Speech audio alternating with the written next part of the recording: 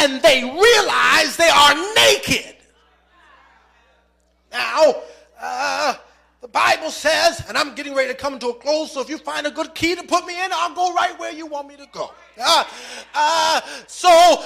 Bible says that they are in the garden and they recognize that they are naked. C sharp, I think, sounds and feels good. So as they are there, the Bible says that God begins to walk as he often does. This lets us know that every day they had a time of communion with God. Each day they had time for God to commune and talk to them and fellowship with them. So, a little bit more so I can hear it. God begins to walk as he would do. And the Bible says that as he's walking through the garden, the Bible says that he walks and he says to Adam, where are you, Adam? And Adam says, God, we were hiding because we realized that we were naked. And God says to him, how did you know that you were naked? Adam says, well, the woman that you gave me, she's the one that gave me this fruit, and something has happened. God says to him, this thing is not right. He says something is not right here because I never told you that you were naked. I never told you that you should be hidden. And I told you you weren't supposed to eat of the tree. Well, God says it's time for a group session.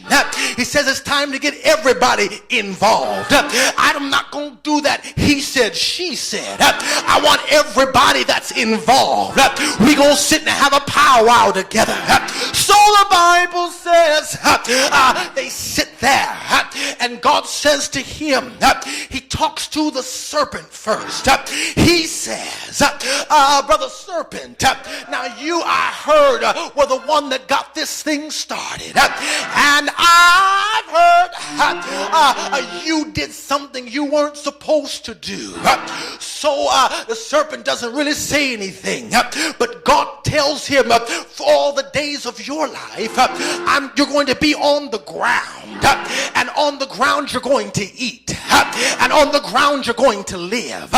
Which suggests to us that before this time, that the serpent was upright.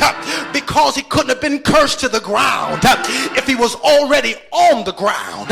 So God tells him, God tells him, I'm going to put you on the ground.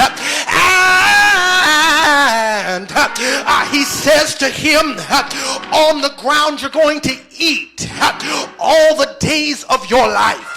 The Bible makes it specifically clear. He says you're going to eat the dust of the ground. I said, well, God, what are you trying to say here? He said, I want you to see something, that everything that you think is addicted or you're addicted to, you think that you're addicted to smoking, you think you're addicted to sex, you think you're addicted to stealing, you think you're addicted to sickness, but everything that you think you're addicted to is really addicted to you. I said, give me some proof of it here. He said the serpent was cursed to eat the dust of the ground. Well, that makes sense because who was made out of dust? We were made out of dust. So in other words, all of Satan's life, he's trying to eat the dust. He's trying to eat us. He's trying to eat everything